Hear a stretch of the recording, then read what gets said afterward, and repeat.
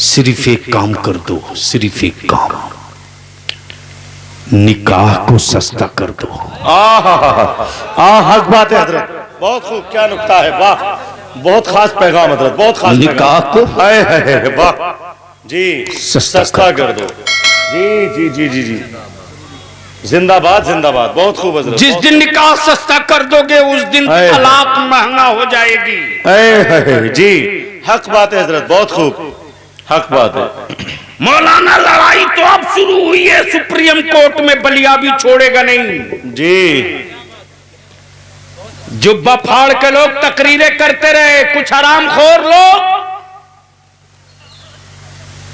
जिन्हें बिहार का ज्योग्राफिया और साइज नहीं पता, वो भी मुरादाबाद रामपुर में बैठ करके व्हाट्सएप फेसबुक पर बलियाबी के खिलाफ खंजर चलाते रहे। जी सही बात है, इसलिए कि लोग उसको कुछ लाइक और शेयर दे दे। बलियाबी कहता है कि बलियाबी बलियाबी है।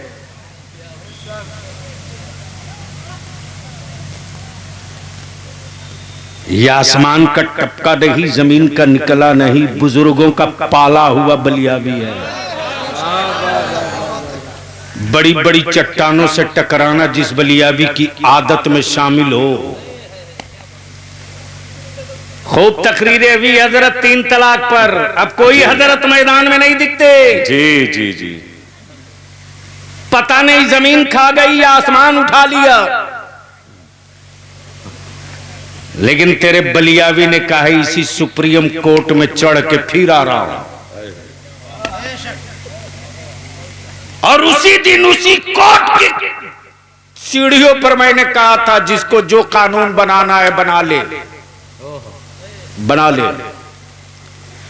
अरे मोटी किताब बांध के गले में घूमते रहो ना। मुस्तफा वाला वही करेगा जो कुरान और हदीस में लिखा है। बेशक बेशक बेशक बेशक बेशक, बहुत खूब जी, हक बात है।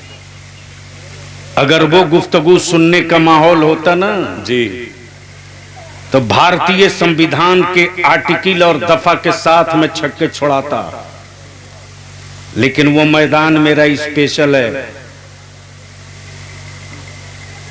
जब अपने सरकार हक़-ए नेमत मुफ्ती आजम की चौखट चूम लेता है तेरा बलियाबी, तो कहता है शोरमाओ आओ। गौर से सुनना,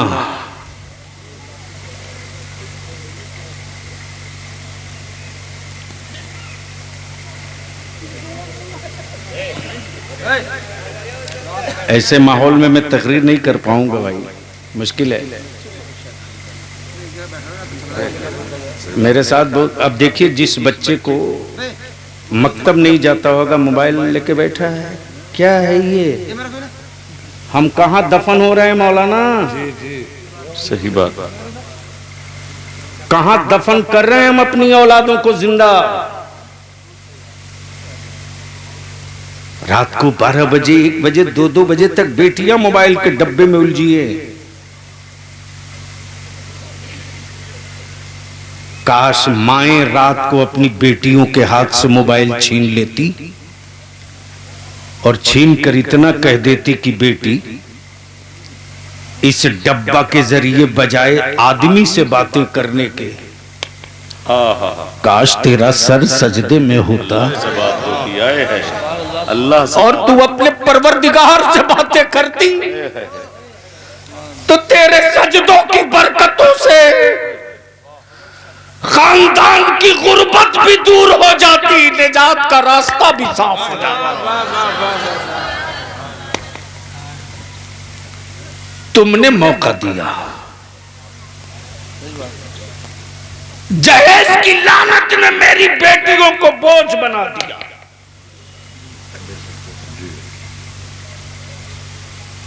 जहेज की लानत ने बेटियों को बोझ बना दिया।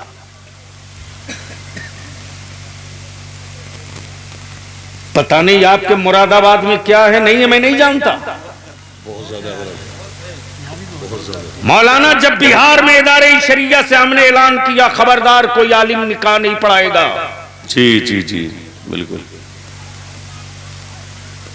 तो 4 सेठ ने मेरे आलिम को कह दिया इमामत आप नहीं करेंगे।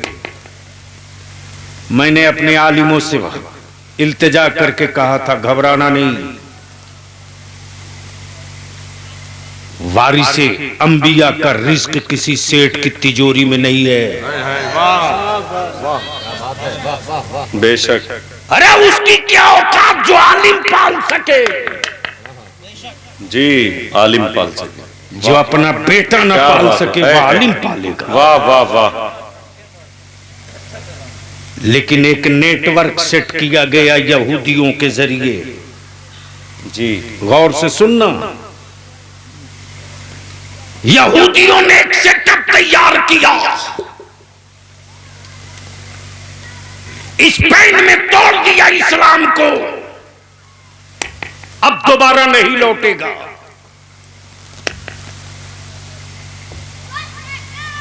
भारत में घर और मकान जलाकर कमर तोड़ दी है, ये उठ नहीं पाएंगे।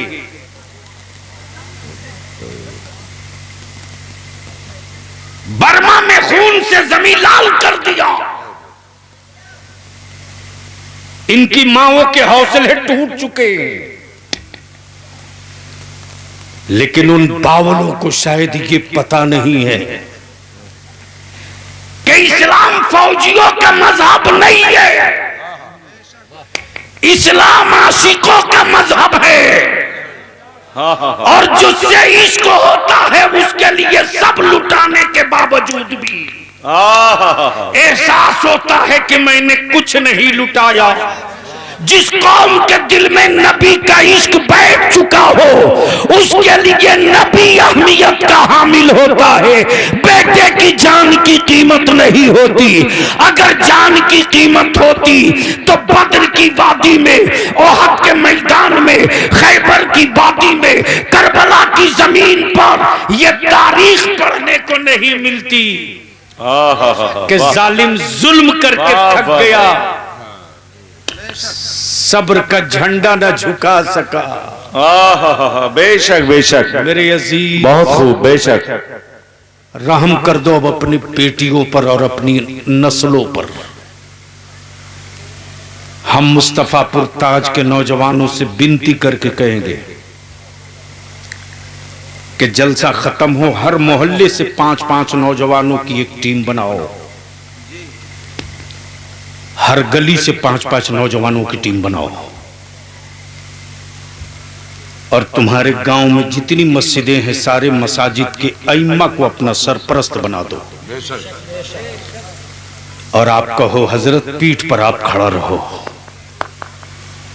इस जहेज की लानत को जमीन से उखाड़ कर फेंकेंगे हम। मालूम है मौलाना जी, हर साल सबसे ज्यादा जमीनें मुसलमानों की बिक रही है। बेशक, इसमें कोई दो राय नहीं, हक बात।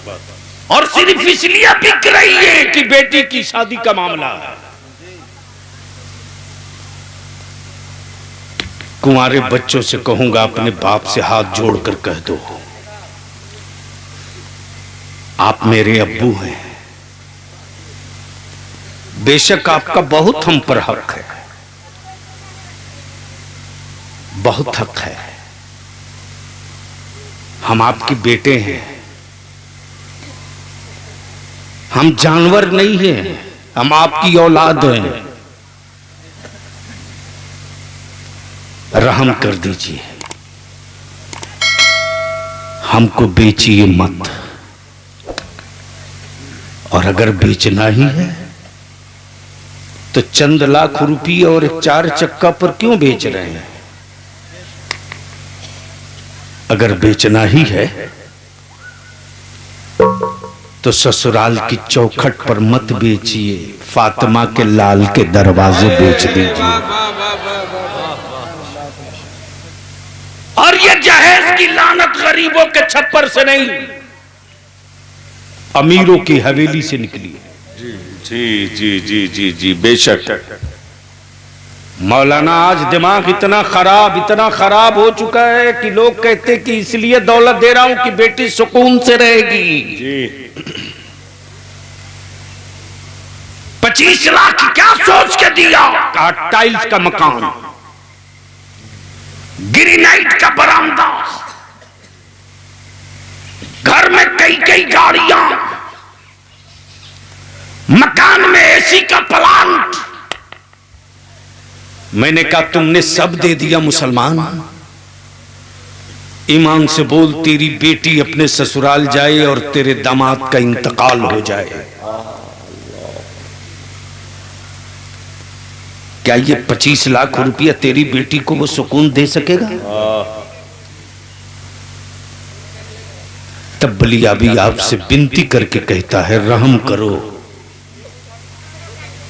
बंदों के हाथ में रोजी नहीं है, रोजी का मालिक तो सिर्फ मेरा अल्लाह है, सिर्फ मेरा अल्लाह है।